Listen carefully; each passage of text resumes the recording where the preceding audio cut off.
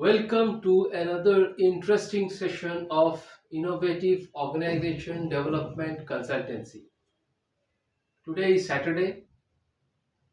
and in this consultancy session, I will deal with the concept of knowledge domains.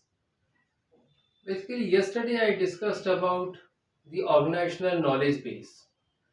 The organizational knowledge base is a collection or summative of organizational routines, which means that every unit of the organizational knowledge base is a collection or total summation of individual organizational routines that are a combination of performative and summative ostensive aspects of each and every employee of the organization. Organizational routines are a unit of analysis within themselves because they reveal so many things about the work profile, about the uh, customs, cultures, training, and perspectives which are followed by each and every worker. And together they form the organizational knowledge base. This is my concept of the organizational knowledge base. The organizational knowledge base being able to extract these ostensive aspects or the summation of individual routines of each and every individual worker into a form of a knowledge repository, information repository, where you can do all sorts of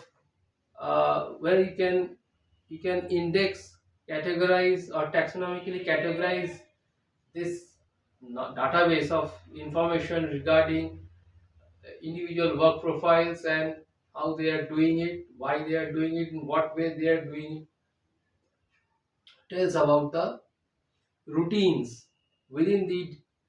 different departments of the organization, the people within those departments. It's a very useful piece of database that shows so many aspects of an organization from different standpoints,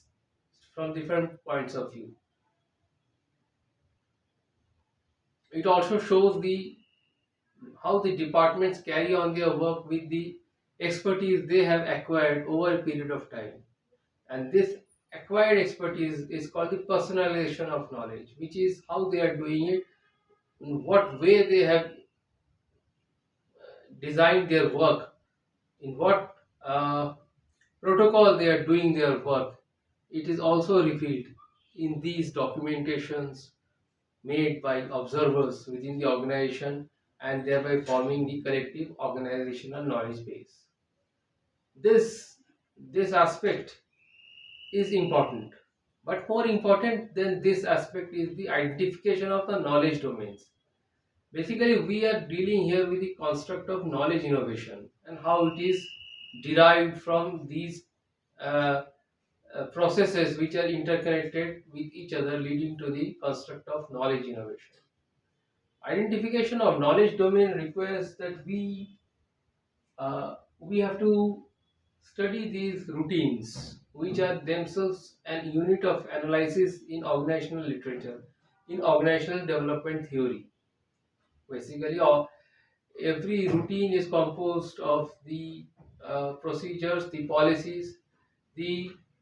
step by step protocols that they have to follow to carry out a series of tasks and thereby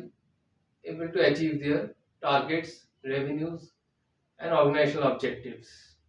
So, when we are dealing with the concept of knowledge domains and trying to identify those areas, basically they are the emerging areas, which is those areas of expertise where the people have the relevant experience, relevant learning and expertise, but they have not been catalyzed to form a sort of a knowledge cluster that can be then refined to fit into one of the objectives of organizational development or business activity. So this knowledge domain is characterized by strong links between performance and the routine policies procedures,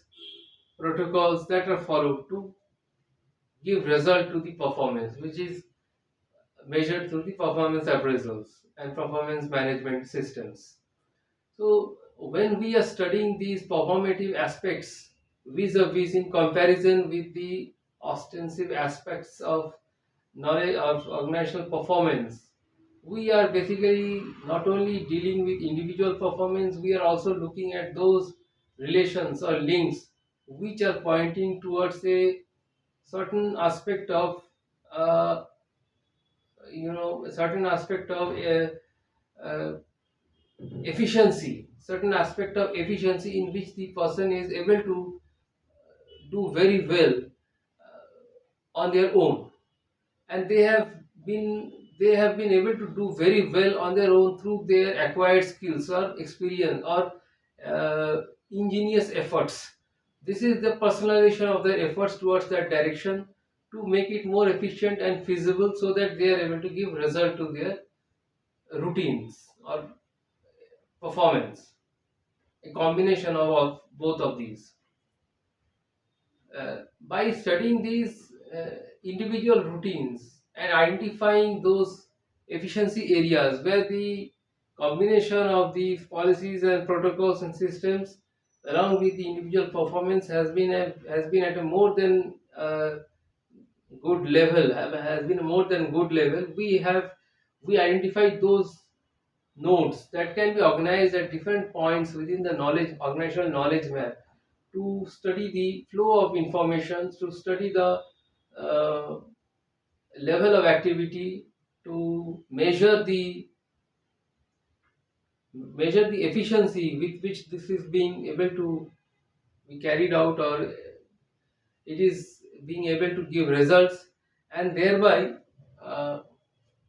perform some give some do a thematic analysis to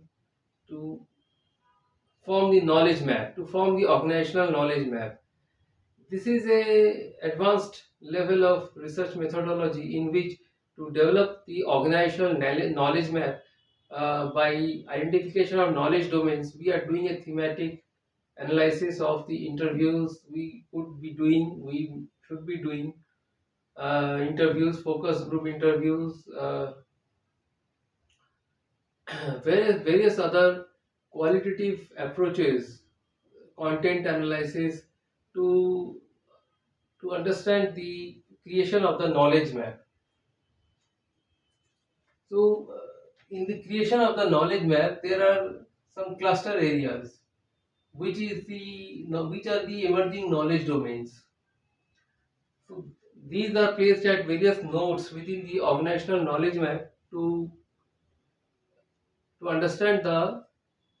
dynamics of this uh, knowledge innovation construct. I will discuss more about the features of organizational knowledge map in comparison, contrast to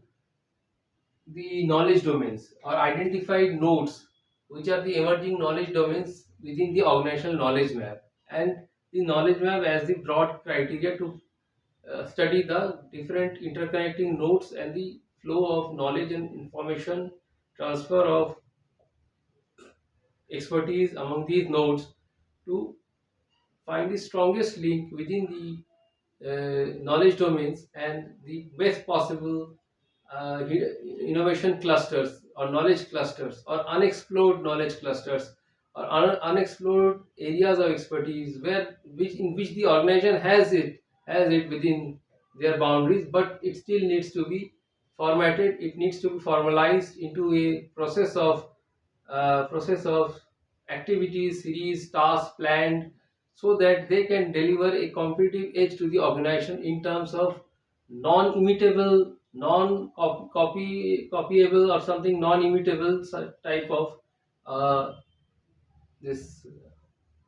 expertise area, which needs to be explored further to give the unique competitive edge to one organization. These are all very unique and context specific activities of knowledge innovation specific to one organization at a point of time.